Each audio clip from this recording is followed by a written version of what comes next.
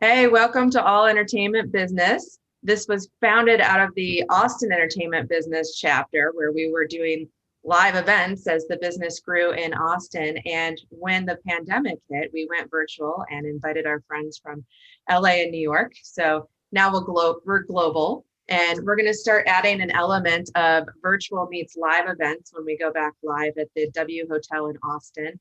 Now, of course, if you're not in Austin, you're invited to come out to those events, and we'll start giving you a heads up about it. If you've not been to one, they're really awesome. We take over the entire bottom floor of the W Hotel.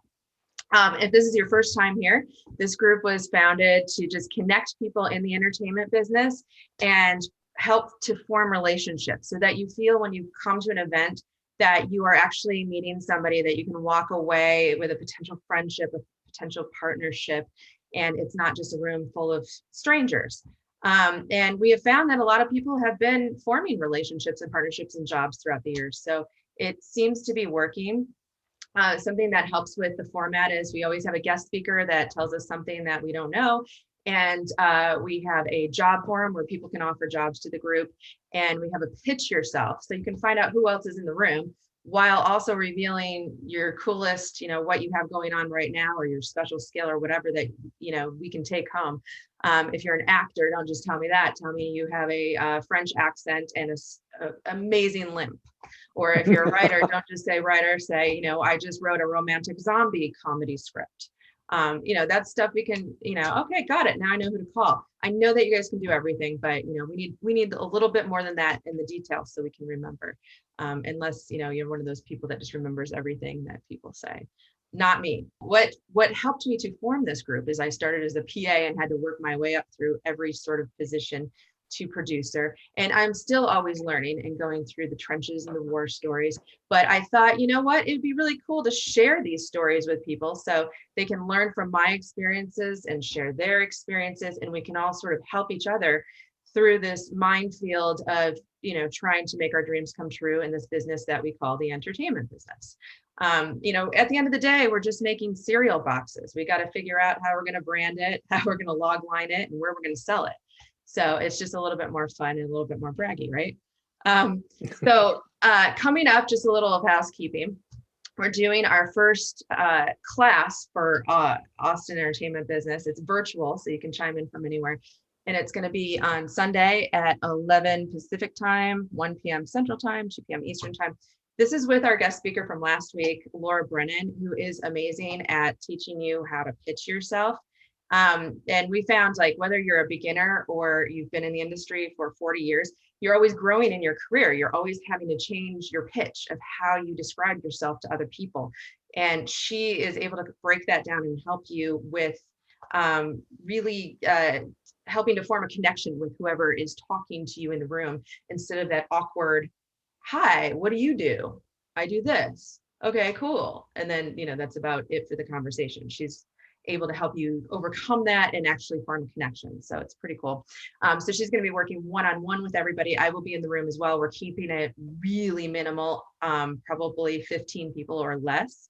And I think we've got 2 spots left right now. And I'll put the link up here if this sounds like something that you want to do. Everything with this group is complimentary. There is a fee for it, but it all goes back into the group to help us pay for Zooms and events and all of those good things, and so that we can keep this complimentary. After that, we've got an event in July with a guy named Jeff Gund, who started basically the Craigslist for the entertainment in LA. Like, his VIP list expanded to like the premier list of entertainment folks. So he's going to be amazing to talk to you about connection and networking. And he's got like 100,000 people in the biz on his list. It's insane. And then in August, we are back live, and we'll be at the W Hotel. We've got scripted comedy writer Eric Friedman, who was at Disney and Comedy Central and all kinds of stuff. So he's going to be talking about how he went from Hollywood to Austin so he could help you go from Austin to Hollywood. So over the years, I've had a lot of mentors, and you should always know somebody that knows more than you to help guide your ship. And my mentor that I have known for almost 20 years, this might age me, he had these things called producerisms. And a couple of them that stuck out in my head were, when you start out as a PA, you're getting the coffee. When you become a producer, you're still getting the coffee, but now you're paying. And you know what? That's so effing true. It is so true. And then the other one was that always stuck in my head was be nice to everybody, because one day your assistant will probably be the one hiring you. And let me tell you, that has happened many times. So true. And pretty much everything he's ever advised me on has come to fruition. So it's just magical when he's around. Oh, wait, he's here. He's here to help me moderate. Michael, wave to everybody. My comedic timing was really off on that. Nobody reacted, but I'm super excited to have Michael here. He's been a producer, showrunner, executive producer, so much more for over 3 decades, 1,200 hours of TV, almost every major network. I mean, from producing live to producing script to producing series to digital to creating businesses to working worldwide. I mean, names like Bon Jovi and Chris Angel, Mind Freak, and 50 Cent, and I'm look him up. It's insane. So he will also, if he's got the time, he'll be popping into the nonfiction networking room at the end to answer any questions you might have about nonfiction. He can answer any questions just about life and everything. So feel free, right? Whatever you got. If I can be helpful, I'll be helpful. He's also going to be looking at the chat. And I know everybody likes to say like, hello, I'm so excited to be here. I shared these chats with everybody at the end too. So if you want me to share something about you, like, hey, Jen, I'm a writer. I specialize in romantic comedy. Like, give us something like specific, just in like a little thing that I can cut and paste to everybody, instead of just like, hey, I'm Joe. And then like later on, it's like, here's my email, guys. I'm like, but email goes to what? Like, try to keep it all together so I can, shoot it back to everybody and remind everybody who you are. All right. So the main event, we had over 80 RSVPs tonight for this. So that's amazing. People are still pouring in. The topic is selling your film. I think this is really, really good timing. Even if you're just thinking about making a film, you should always be having these conversations, because distribution changes so rapidly. And it should not be a thought that you're thinking about at the end of the day, like you've already made your film. And I don't know why an investor would ever give any money if you haven't thought about how you're going to sell it. But maybe you're just a very smooth talker, as we were talking about earlier today. Like, how do people get this money? But anyways, we have guest speaker, film executive, Tania Sarra. Welcome, Tania. Hi, everyone. Now, just really a little quick bio just a little quick bio. And it's so hard to shorten her bio too. She's worked as an executive in the film industry for over a decade. She was a director at MGM Studios. She spearheaded all the buying and distribution for acquisitions across Europe, Middle East, Africa. Prior to that, she had leading sales team roles in UK for UK-based indies, where she ran operations on global sales divisions and oversaw the development of original projects and production, and so much more. So she's really an expert about sales, distribution, and what to be thinking about when you're thinking about your project, or when you're making your project, or you've already made your project. So I'm very honored to have her and find out everything that's in her head, so we don't have to research anymore and we can just go have fun. Right? Careful what you wish for. So let's talk about distribution. Like, what do we know about typical distribution, and what's the change in? We're in a really interesting time right now. Just before all you guys came in, I was saying how we're very much in a moment of flux, and I think a lot of people are still figuring out what that's going to look like and what that means. But the biggest thing that's been changing undeniably is our theatrical releases, with the rise of streamers and VOD as a result of the pandemic and theaters being closed. And I think the biggest thing for everyone to know is that films don't need a theatrical release anymore. And I know as filmmakers and creatives, we all want to see our films on the big screen. I always used to tell creatives before that was not always necessarily the best route for their film, and sometimes it really wasn't. These days now, you really don't need to rely on a theatrical release, and sometimes it can actually work at a disadvantage because of how costly they are and so on and so forth. And everyone that I speak to across the business who works in distribution, that's their big thing. They don't need a theatrical release for their films anymore for them to be seen. They're getting a lot more money if they go straight to VOD. And I don't want people to kind of feel like disgruntled about that or worried about that in any way, because what it means is there's more basically opportunities and more kind of platforms and in which films can be seen and where people are going to watch films. There was a real worry before the pandemic with distribution because audiences weren't showing up for films the way that they used to. A big part of what I do as a film executive in my role is I do financial projections and on sort of theatrical admissions, which then affect television revenue, which then affect VOD numbers and all different revenue streams. And year on year, the numbers were going down. I worked across Europe, Middle East, and Africa, but this was happening across the world. And so there was a real worry of like, what's going to happen? How are we going to keep drawing audiences in? And so in effect, the pandemic has actually been a pretty good thing for distribution, believe it or not. Like usually these conversations are like, oh, how do we do this? But no, the pandemic's been really good. It's opened up so many different streams and ways in which titles can be distributed. And it has proven to film executives like me who are very risk adverse that there is viable revenue stream outside of the theatrical and you don't have to rely on that anymore. And so that's the biggest thing that's been changing at the moment. I would say in general is just the reliance or lack thereof on a theatrical release and how people are thinking about that. And I can tell you a lot of distributors aren't prioritizing it like they used to. It doesn't mean you won't get good numbers for your films. It means distributors are going to spend less, so they're going to recoup faster, and you have a better chance of making money on your film. So, although it's changing, I think it's going in a real positive way for creators and filmmakers, and it's a really exciting time. It's all very TBD still, but everyone's still trying to kind of see post-pandemic how things fall. So we're all just sort of watching and waiting, but that would be the biggest thing at the moment that everyone is talking about, and the way distributors are sort of shifting their release patterns. So are you also seeing, like we're seeing right now that the studios are taking some of their big $100 million films and releasing them on streaming right now? I mean, what do you think the competition is going to be like to get into the theaters? I mean, is it going to be all studio films?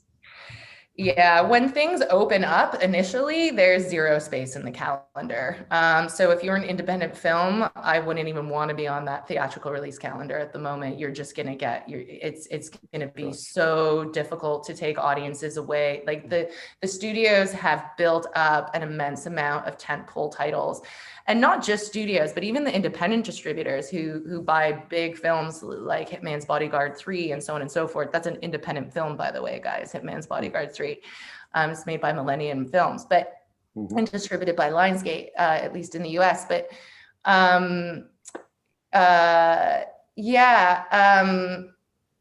sorry, I lost my train of thought. The theatrical release calendar being full. Yeah, it's insane how crowded it's going to be and how much competition there is going to be for audience eyeballs.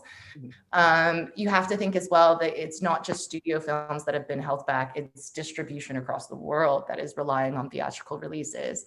And even though we're going into more of a streaming model, there's still a lot of reliance on television deals and TV output deals which exist, which need theatrical releases in order to unlock those big big TV numbers. So there's been a lot that people have held back. You know, it's the reason why Bond, for example, hasn't been released straight to streaming yet, or they didn't sell it directly to a streamer, because there's hundreds of millions of dollars of TV and VOD deals, which depend on a theatrical release. So all of these films are going to be released at some point in time. It's going to make it really difficult for the independent sector. That said, if you have something that people do want to see, if it's going to garner that word of mouth, it's always going to find a space with audiences no matter what. But you are fighting with more people for audiences' dollars than you're ever going to. I'd say within the next probably year. Michael, did you have a question you wanted to share? No, it's not a question, just an observation, because, you know, all of these things being cyclical, I'm just curious if, and I brought it up on the web chat, is, do we miss the shared collective and event experience that makes cinema so much bigger than television? Are we content enough to watch good cinema on our large screen TVs, alone together with our family, friends, and whatever, Netflixing and chilling? Or was there something to the power that we all went to the cinemas together to experience these things, and the sound got better, and the visuals got better, and the screens got bigger, and the emotional reaction and box office numbers got bigger?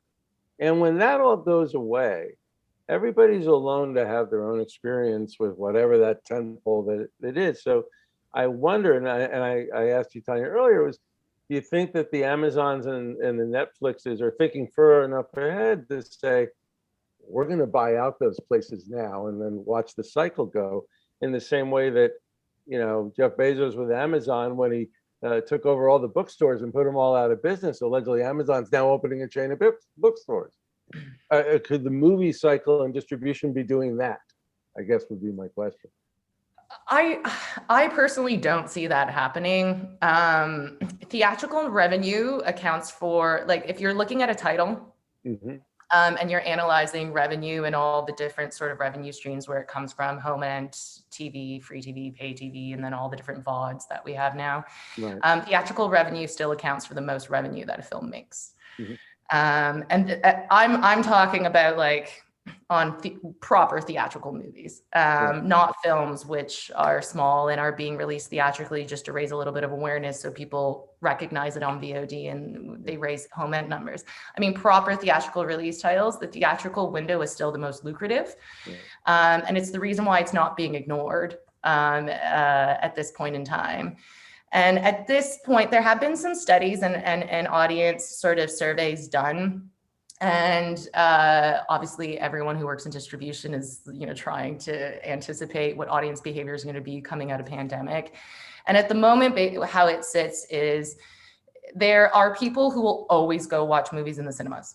Always, always, always. Some of those have been lost during the pandemic. We'll never get them back. They realize that, yes, as much as they love the cinema experience, they'll still go, but not at the rate at which they were going before, that they're actually quite comfortable watching things at home, and they'll do it sort of here and there.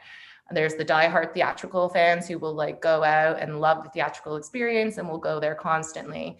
But then there's also this small window of people as well who never really frequented cinemas very often, who now have a rise in appetite to do it because it's been taken away from them for so long. So it's really interesting. That's sort of where it stands right now. Once we all start getting busy again, once things return to normal, once we forget all the lessons of the pandemic, who knows? But at this point in time, it's kind of leveling itself out. And because the theatrical revenue, as I said, is the largest for a proper theatrical title, you'll never see distributors or studios, or I'm not sorry, never gonna say never, but for this moment in time, they won't eradicate the theatrical window or the theatrical experience because they make too much money off of it. On the tentpoles, did you go through the thing where they wanted to do it time-based, where, you know, people that were willing to see Star Wars day one would be willing to pay a higher ticket price, and 2 weeks later, you know, it goes to half price, kind of a thing?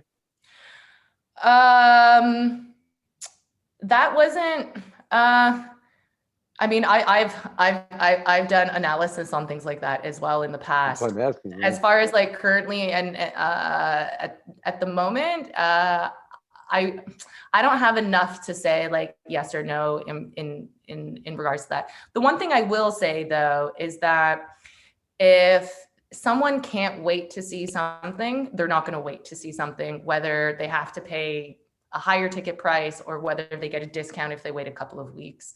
If the desire is there from an audience perspective, they're going to go and they're going to soak it up whichever way they want to, regardless of how much it costs. That is definitely the case that across surveys, like surveys across the board, it doesn't matter what they have to pay if it's something that they really want to watch. But you basically said there's a lot of room after the studios have taken up all the good dates, that for us independent types, what is the new way or formats or ways that an independent goes to get distributed now? That's really interesting. So independent distributors are less sure of what the future outlook is going to be for them. They know that at this point in time, they're not let me take a step back. Everything about the film business from an executive's perspective is minimizing risk and maximizing profit, right? It's a business after all. Right now, because of the amount of loss that independent distributors have experienced during COVID, they didn't have sort of a big mom and dad on top of them, like a Viacom or anything, sort of keeping them alive. They don't have a massive streaming platform that has amassed 100 million subscribers within the last year. So they don't have the same revenue stream that they were able to depend upon during COVID, like the studios were. So they're at this point really risk adverse. Now, that said, they also know they have to compete. So they're just not taking chances like they used to.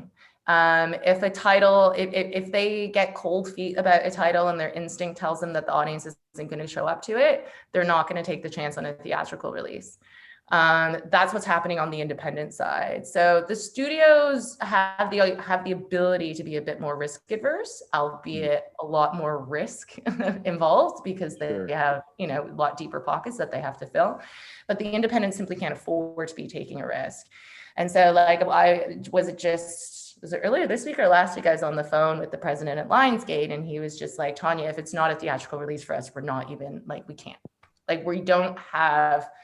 We just simply can't take the risk, because if you lose big, it could fold a company at this point in time. Like some company, not Lionsgate, but other independent distributors who aren't as big as Lionsgate, which is considered a mini major, they don't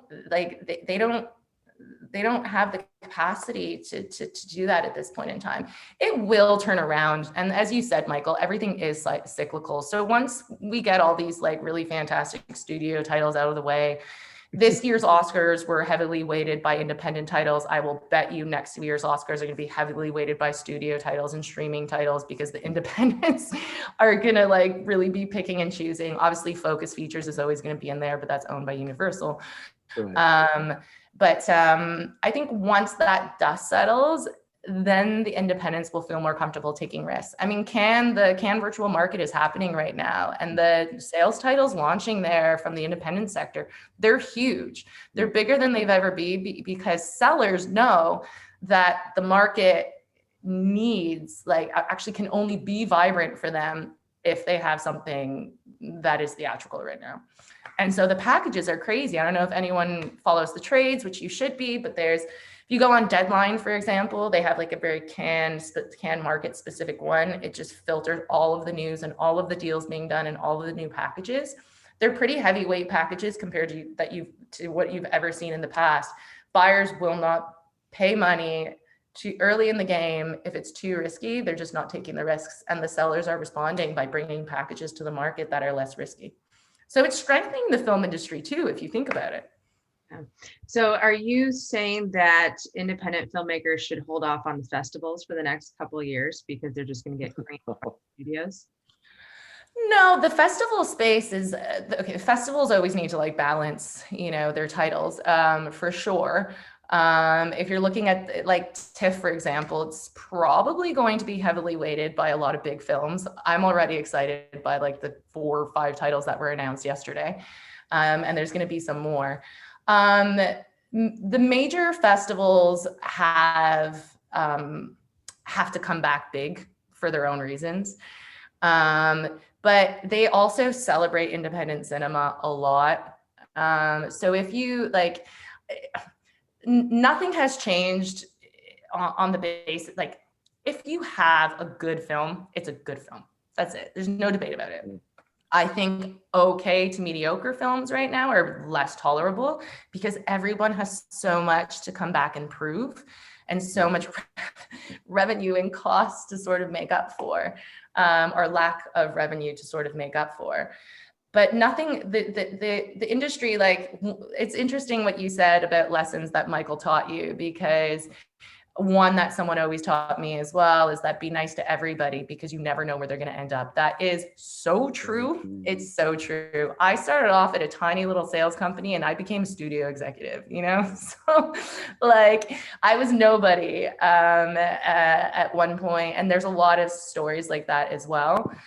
But sort of the other thing is content is king. That's the other thing that I learned from very early in the beginning. If you have something good, and I don't mean like your mom thinks it's good, like it's good, it will find space, it will find its audience, it will find a place in a festival. If you have something, just sell it straight to VOD. Don't waste your time. Yeah. And well, you know, on that note, then where should people be thinking, looking, routing their business plans? Where's the money? I mean, the easy answer is to say streamers, isn't it? Because they have a lot. Guys, like the deals which have been done over the last year, like from, well, actually maybe the last 2 years, like Sundance sales, those prices that they are paying, studios can't compete with that. Like $17 million for a film that's going straight to VOD, you can't rationalize that with a P&L. That's called a profit and loss sheet. It's what everyone depends on in order to know how much to spend and how much they're going to make, and it runs all their predictions through. But the streamers have all of the money, for sure. Sort of the big, what is it, 5 or 6 now? I won't, you know, they have a lot of money, but also they have everybody going to them. I think instead of thinking about who do you go to, I think you need to think about what do you have. Like, not every film is for everybody, and that's okay. Like that's a reality. I mean, like the whole 4-quadrant thing is very hard to tick every box there. But that said, I think more than ever, if you're working on something that isn't that like shoe-in theatrical or that good film, and you're sort of think about who your audience is and where they show up. And that's where you need to be going. I would have said that before the pandemic. I'll say that after. It makes no difference. Netflix doesn't take everything. You know, you can see the great thing about streamers is that they're becoming so data driven, and it makes it easier for us to tap into what they're looking at. Just look at the titles which are performing best and performing well week on week, week on week. You can go on Amazon, you can go on Hulu, you can go on all these sort of different platforms. And what shows up is your data. And you just monitor that. If your film fits into that, then it might be a good place there. If it doesn't, there's probably somewhere else. And there's so many niche platforms opening up. There's so many niche distributors. It's just about knowing them and educating yourself. I'm going to say this again. So read the trades. You can learn what people are buying and what their appetite is, because that is data too. The trades give out so much free information and industry intel, just like looking at a Netflix top 10. What are your top trades? I'm going to put it in the chat. So I'm a big Deadline fan. Deadline tends to encompass sort of like what the Hollywood, if you go to Hollywood Reporter, Deadline's already reported on it. I like Deadline. I like The Wrap. For film reviews, I tend to agree a lot with the Hollywood Reporter. The Hollywood Reporter is really good for like extended articles and interviews. If you want to deep dive on a subject that's of interest. Variety is a good trade publication too, but if you just pick either The Wrap, Deadline, or Variety, you're going to cover a lot of bases. That said, it is very American centric. If you want intel on sort of the European market and international, Screen International is fantastic at covering international news that Deadline does not pick up whatsoever. So that's really important. And then to get really, really European, Cine Europa is really fantastic. It's a lot more narrowly focused than Screen, but so much like the Scandinavian market is covered there, France, Italy, like Greece, in ways that the larger publications don't. So I tend to sort of go across all three of those, to be completely honest. And I'm talking about feature film. There's a whole I'm less focused on TV because I don't work very much in that space. But if you're looking at feature film, yeah, those are my favorite. I'm on Deadline every day. Deadline has an app as well. I do Deadline probably 3-4 times a day. What about docs? How's the doc world doing? The doc world is doing better than ever, actually. Yeah, so documentaries used to be really difficult for distribution. They didn't really have a space on TV, which most distributors relied on. So if someone was buying a title, it had to have a TV sale. Otherwise, they couldn't warrant the price they would have to pay for it. But thankfully, with the rise in streamers, streamers have created a rise in appetite for nonfiction content. How many true crime series have you guys watched during the pandemic, for example? That's nonfiction. That's technically a documentary, right? And you can go on about a lot of other things. But there's a real global appetite for nonfiction in the way there has never been before. You can command top dollar if you have the right story. It's a really good time to be working in the documentary space. Good to know. I personally am. So yeah, Jen, for your documentary. Just a shameless plug. I have a documentary about bipolar about to go out there into the universe. So anyway, now when is a good time for all of us indie filmmakers to start talking to distributors? Sorry. What's up? So if you don't, I mean, hopefully everyone has started building up a network at some point. So if you have a really close relationship with someone, you could mention a film. Although that said, I'm working on 3 films in development and I've told none of my friends about them yet because it's just not ready and I don't want to do it prematurely. But the moment you have the script in a position that you're confident with, even if it needs a tiny little polish, that's cool. Don't send an early version. Literally only send a script if it's like 99.1% complete. I can tell you one thing as a film executive, we have to read so many scripts. Having to read the same script twice is annoying. And you actually start to lose interest in it and you lose all of the moments in a script get lost because you're already familiar with them. And actually, generally, if you're not changing much of it, we don't really notice it that much. And the first impression will always be made the first time we read the script. So don't send a script if your script's not ready. But if you have a project where your script isn't ready, but it's nearing being ready, I'd say within like a month time period, and you have a pitch deck compiled, you send that. You don't have to have cast attached. You should at least have a director or at least know what level of director you're going for. But at the sort of basic amount, writer, director, and producer, you have a story idea, you have a pitch deck, start talking to distributors.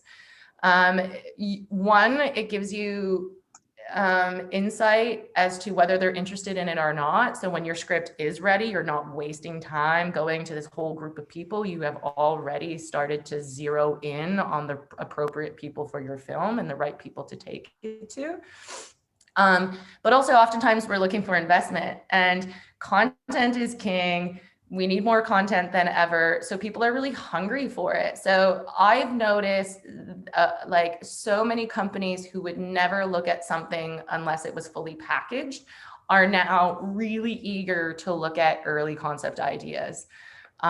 So the moment you have your pitch down and your script is done, if not near complete, it's the right time to start going out to distributors as well as financiers, streamers, and the like. Don't wait until, let me put it this way. Most films, and this is even studio films, are better on page than they are on screen. It just, I mean, we all want to make really cool films, but what it ends up being is generally not as good as we had hoped for in the first place.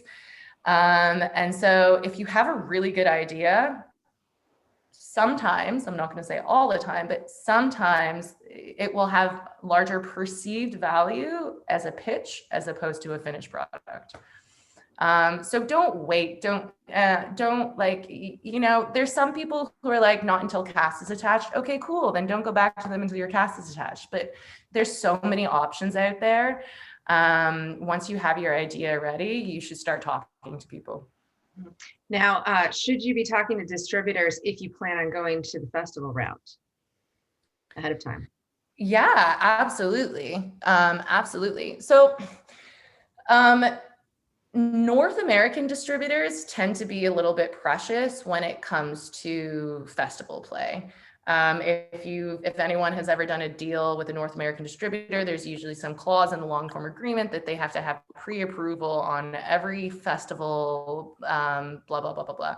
The reason for that, just so you know, is because that's revenue. They're not like, those are eyeballs that could be eyeballing their distribution channels. And instead they're paying the festival to go watch it.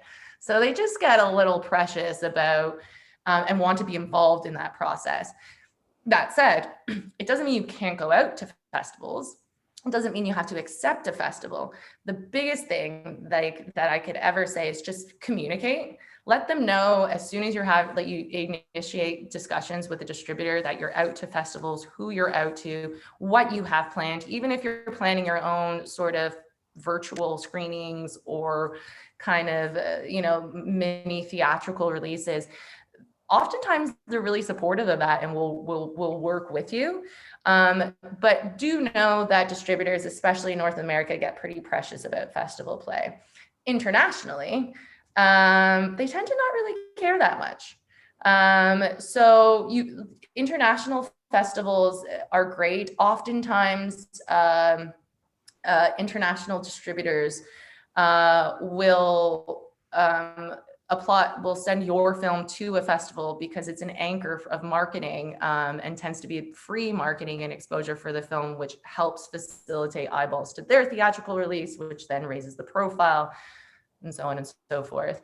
So internationally, it doesn't matter as much, but in North America, you definitely just want to be a little bit careful.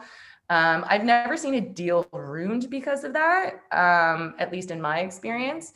But I always communicate, like, you just be open and transparent about what you want your film to do on a festival perspective. Most times they'll be supportive about it, but if you don't communicate about it, that's when you're going to ruin relationships and screw over your deal potentially.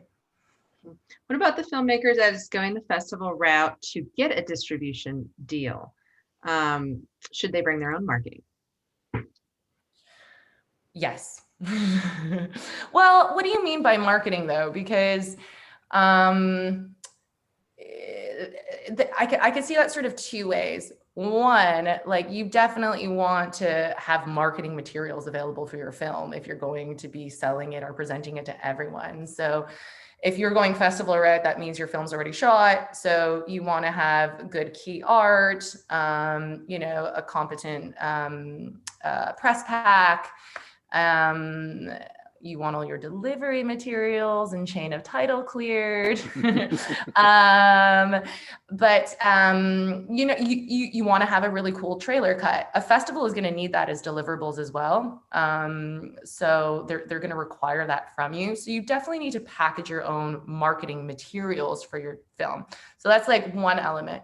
The other element is like, do you spend money on marketing and PR and all these sorts of things in order to promote your film and all that jazz? Honestly, If a film is good, it will get noticed. Without any of that, don't spend the money. It's really expensive. That's my advice. You do what you want, but like it's really expensive to market a film properly.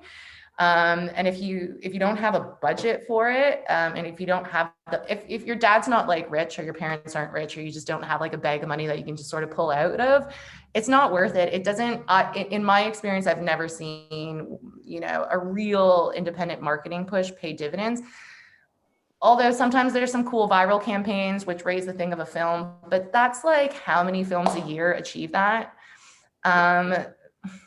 So my advice is always to be never to spend your own money in that capacity on promoting your film. Definitely put your money towards really good marketing materials, like pay a good film marketing company to help you with that. That would be a better investment, because that will do more for you on the sales front and distribution front than any marketing or PR effort. It's really hard to do it properly, and it costs a lot of money. Yeah, I remember a couple of years ago at South by Southwest, Good Omens had a interactive marketing PR campaign, and I think that was priced at about $600,000 that it cost. Yeah. They had converted a parking lot into the Tree of Libations, and they had a live orchestra and demon dogs and all kinds of stuff. That's kind of cool. How did their film do? Oh, Good Omens? Well, that was the series, and I think the series. Well. Okay, sorry. He did pretty well. I think it's coming out with another season. Am I wrong about that? I don't know. I was following it for a second and I stopped. So what you have some other ideas though about how to really slice. I mean, this is a product, right? So we have all these things that we can sell off. We've got domestic, international, VOD, digital. Like what are some ideas that we should be thinking about as we slice these? Okay, like let's put theatrical aside, but what are the other things? So it's different in every territory around the world. Sorry guys, but I always speak globally because we work in a global film industry, more so now than ever. And if you're thinking about distribution for your film and you're only thinking about US distribution, you're on the wrong track. You literally have to be thinking about global distribution. So you at the minimum need to be a little bit educated in sort of the different areas, not massively, just you could Google this stuff about what their appetite is, what their windowing is, and culturally what their tastes are. So taking theatrical out of the question, let's go to home entertainment. That's physical, Blu-ray, DVD. Still pretty buoyant in North America. I'd say more so the US than Canada. It's still a stream of revenue that's exploited. You could still sell a good amount of units in North America on DVD. The UK still has a physical market. Germany still does, although that's been dropping dramatically over the last 2 years. And Japan is still physical. I'm not saying there's no physical home entertainment anywhere else, but in general, it's not being exploited by distributors. Studios, yes, of course, they're gonna, they have the power to do all those things, and studio titles will always sell better because, well, so many reasons. But so the physical market is dwindling, but it does still exist in those markets. So something to consider. Although that said, when I started in the business almost 12 years ago, I could literally piece out rights to a title and you would get a lot of money for like DVD and Blu-ray rights. You can't carve those out anymore because there's just not enough money in it. And it's really expensive, actually. The print and ship costs of making DVDs is quite expensive. So like you can't carve those out anymore, but there's a little bit of that still exists, but don't depend on a lot of revenue from it unless you have sort of a straightforward home ent title, which tend to be very male driven, or as we like to call them in the film industry, the sick pack and family. So it's the guys at the end of the day, you grab a 6-pack of beer at the supermarket and pick up a DVD. And then there's like the family titles. That's what tends to do well on home ent, physical home ent. Outside of that, there's pay TV and free TV. And this is really interesting because they're still buying, they're trying to tread water and keep up with the streamers, but so many of the pay and free TV channels are launching VOD platforms as well. And so, you know, traditional linear and satellite TV, the model is really turning into a VOD model. Although that said, you could still sell just strictly broadcast rights. It depends on sort of what you have. In general, though, the appetite for sort of a one-off buy or sale to a broadcaster, whether it be pay or free TV for independence, is hard. And that's for a couple of reasons. One, they're tied up in volume output deals with the studios, so they have enough films coming in. And two, audiences don't watch a lot of movies on sort of live TV. They haven't done for a while. And it's there's a lot of competition in the sort of prime television slots. And like I said, a lot of those are taken up by studio titles. So for feature film, television is difficult. If you have something nonfiction, there's a real rise in appetite there. So documentary, docuseries, genre documentary, like definitely speak to all the broadcasters. But for feature film, like a narrative feature, that's increasingly difficult. That said, let's see what they try and do to compete coming out of this. But if you looked at the most recent upfronts where all of the studios and major broadcasters sell their advertising space, they geared it all towards VOD, and that's where all the ad revenue is going. So I think we're going to not be able to rely on any television revenue like we used to. TV was lucrative. It's like after the theatrical window, it was sort of the second most lucrative. Now that's all shifting towards VOD.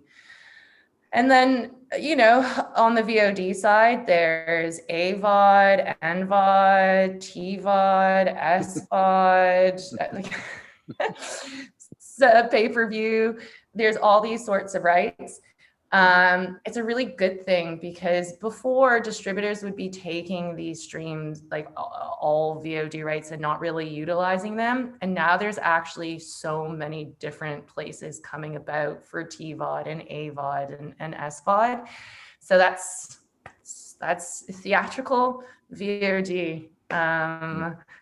That's sort of what we're looking at this point until the next new form of technology comes out. The biggest challenge a lot of filmmakers will come up to me and ask is they have a hard time pricing their project, because is there a places you would recommend that they can get help pricing that, where a company can kind of look at the overall market for them and say, you should really keep your budget for this here? So you can hire a consultant like me to do that for you. Although my client list is full. But no, there's nowhere you can go for that stuff. So the way sales estimates are generated, the way P&Ls are run, it's all just based on experience. You work enough with all of these things and you see it go through. There's patterns that develop, and so you start to learn how to predict these things, and it's not that hard when you've seen so many films throughout your time. That said, you can do it on your own through comping. Now it doesn't mean you're going to be able to break down like what the TV revenue was and how much. I mean, sometimes there's comprehensive numbers, but generally it tends to be for studio films, which independent films should not be comping against. It's a lot of films do that on their comps too. They'll compare their film, like, oh, it's just like this studio film, which made this amount of money, and it's like, no, that's not a good comparison. Yeah, I'll elaborate on that a little bit. The reason why studio titles, excuse me, aren't comparable. The most simplest answer is their marketing vehicle is insane. Like Jen said, like 600 grand for rabid dogs, like an independent distributor can't pay that. And also, just so you know, if you're an independent film being picked up by a studio, not the same thing. You go to a different marketing team. Excuse me. So it's not the same budget. Yeah, well, we had an extremely hard time with our documentary. We called every expert in our Rolodex and said, "What are the comps for this?" Even and everybody's like, "I don't know. It's the Wild West right now. We're going through keep the budget low." We're like, "Okay, we'll try to keep it as low as possible while still having a good product." So what a comp shows you, that you have to sort of align your comps. There's like, I call them sort of the 6 or 7 factors of comps. So one is budget level. So like if you're making a $3 to $5 million film, you should only be looking at comps within the 3. You can maybe take it to 7, but you want to stay within the same budget level. You want to stay within the same director level. So you don't compare it to a director who has a fan base, like a Jacques Audiard film or something like that. People show up to watch Jacques Audiard films or Martin Scorsese films. Like they are a sellable, bankable name. If you don't have a bankable director in that sense, don't compare it to one, because trust me, the audience, like the numbers, historical numbers show it, audiences don't show up in the same way. The cast level has to be the same. Who is your potential sort of domestic, meaning US distributor, should be the same.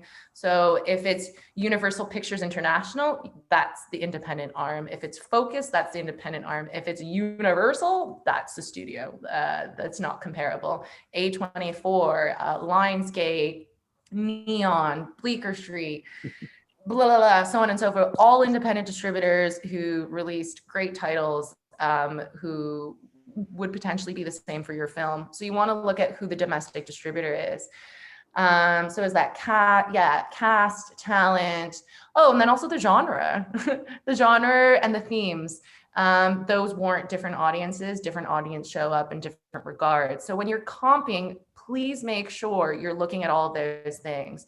Nothing makes a producer or filmmaker look less trustworthy and less experienced when they comp wrong. It shows you know nothing. And if you shows that you know nothing, why am I going to trust you with $5 million for your film? Yeah. It's the biggest like thing that can potentially break down trust between a film executive and a potential partnership with a filmmaker or creative. There is something you can do if you can't find viable comps or you're unsure. You can use the term similar titles. Now these can be studio films, or you could say story comps. So these aren't comparable from an economic perspective. From a story perspective, this is kind of what the vibe is. Brave meets Pirates of the Caribbean, Inception with a Shutter Island-esque ending. You know, story comps, not viable economic comps. I don't have Leonardo DiCaprio. I don't have Christopher Nolan. But from a story perspective, they're interesting. And increasingly what I'm seeing as well, just from a streaming perspective, is similar titles is viable as well. It still means you should do comps yourself to know whether your budget is the right level or not. Don't just go and make a film blind because, yeah, this should be a $3 to $5 million film. Should it? Have you looked at all the other films made with that same genre, same level of director, same level of cast, same viable level of distributor? Will it recoup at that level? If it doesn't, it means you got to drop the budget. Mm-hmm. So you should always comp. Like I comp in my head these days. Do you use any software? Is there a software for comping? So yeah, there's ComScore, which is incredibly expensive. But if you don't have ComScore, boxofficemojo.com is really great. I often sometimes use that instead of ComScore because ComScore is so clunky as a user interface. If anyone has ever used it, it's actually not very user friendly, but great for data. ComScore, so boxofficemojo.com or the-numbers.com is really good as well. And finally, Nielsen is coming out with, I forget what it was called, starts with a G. They're going to start reporting on streaming numbers. Obviously, you're going to need a subscription for that, and it's going to be costly. But if Nielsen is doing it, means there's going to be some other sort of like equivalent of Box Office Mojo or something coming within the next few years for a free version.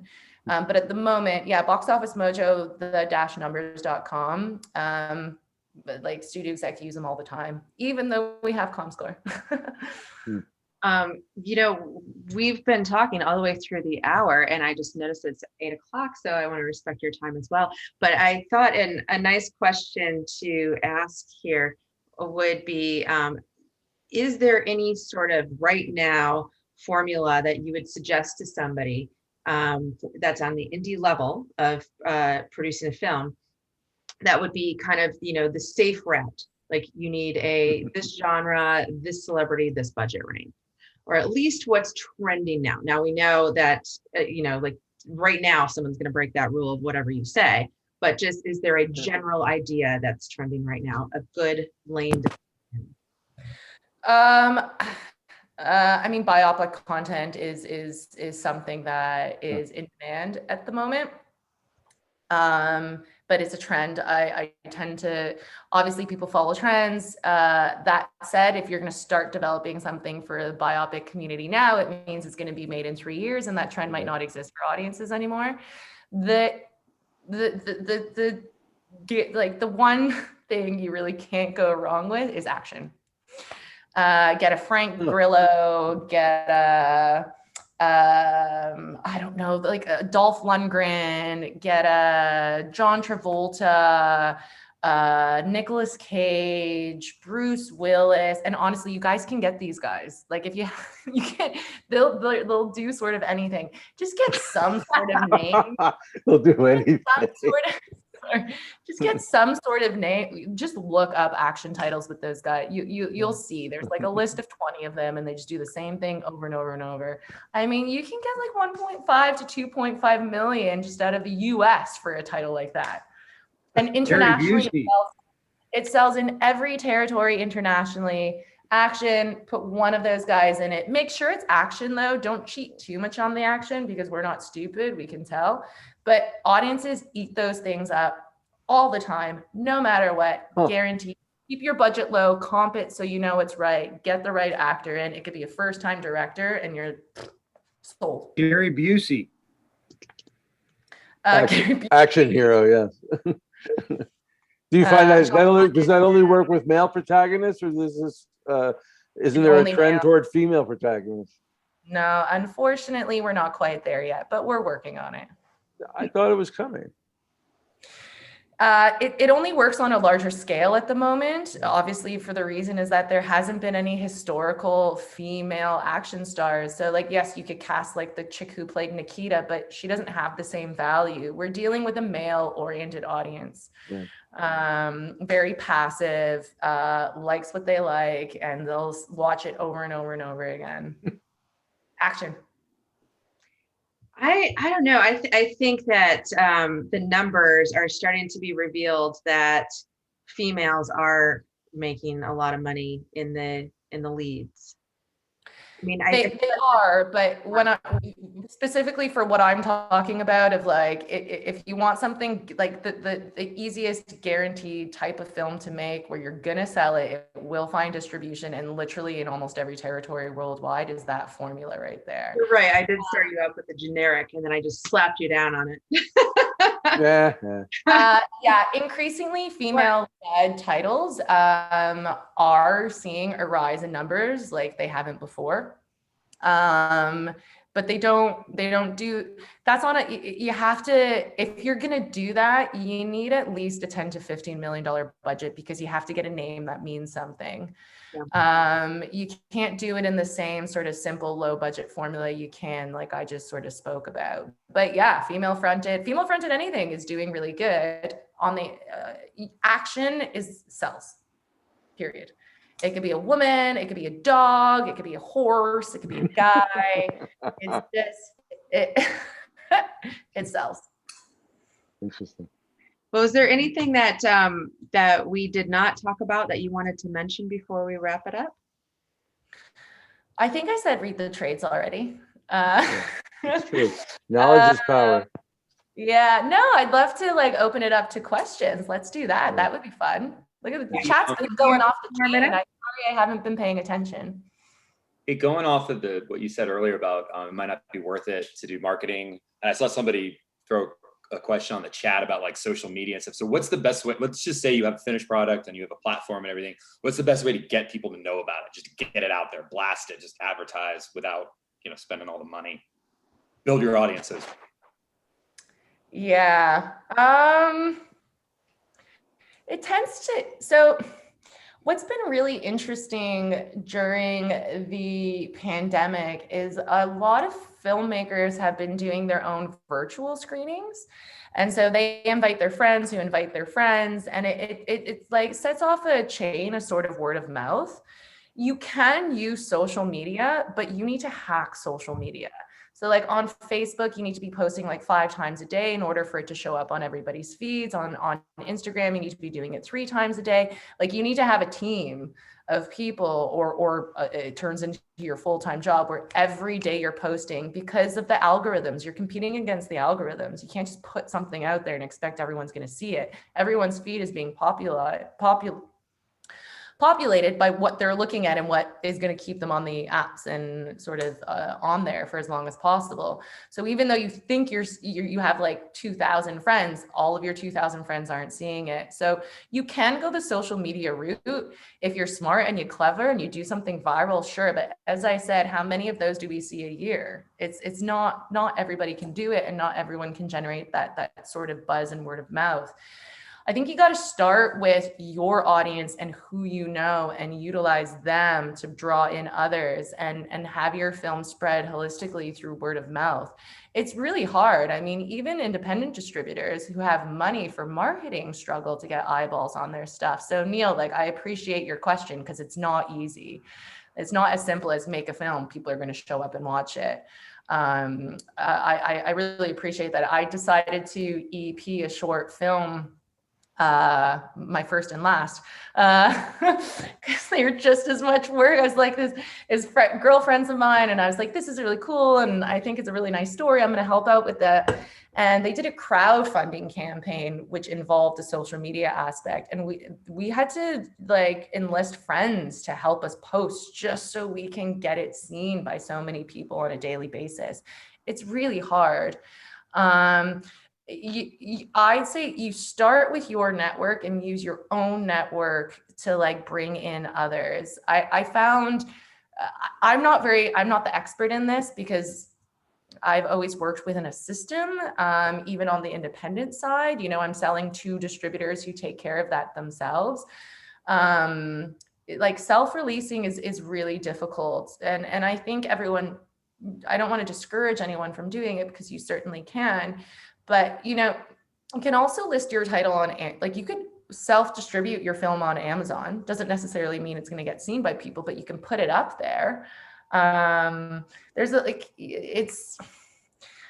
sorry, I don't have much, I don't have a very encouraging answer for you, but it's the reality. Social media is not all you think it is. It doesn't do what you think it will.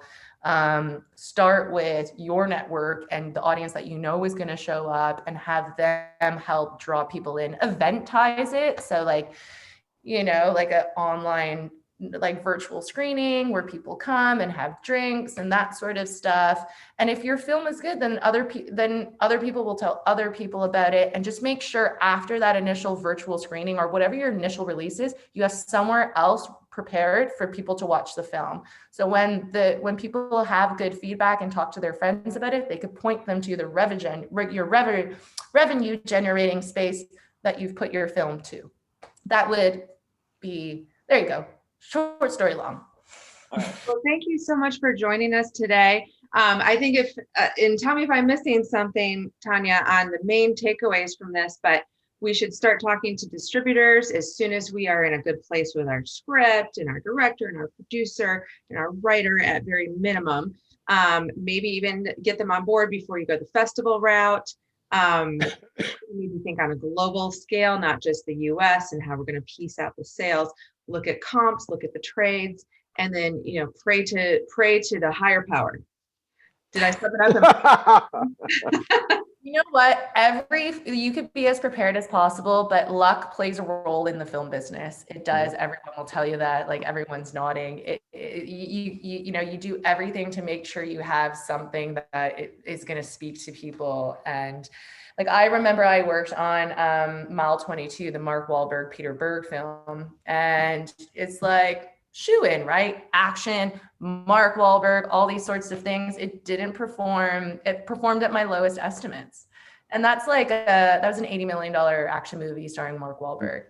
So sometimes you do need a little bit of luck, no matter how prepared you are. And I also say, just don't be discouraged. I was listening to this podcast and they interview Bob Odenkirk, and he said the same thing. He's like, you go to make stuff and you think it's going to be great and it never turns out the way it does. And then next thing you know, 10 years later, I'm this big star because I was on Breaking Bad, the thing that I didn't even think was going to be the thing that was going to get me there in the first place. So you have to have a lot of passion and drive, and you just stick with it. Doing stuff like this, listening to talks, reading trades, keeping yourself educated, and believing in yourself and the stories you have to tell. You will get there. Yeah. And I think that's a good point to leave us all on with tonight with the guest speaker portion, is that just keep trudging forward and keep moving forward with your projects and keep making mistakes, keep learning from mistakes. The smartest person in the world makes the most mistakes. I think that was an Einstein quote. So I think that's where we should leave this with this, and just keep moving forward with your passion and do something every day.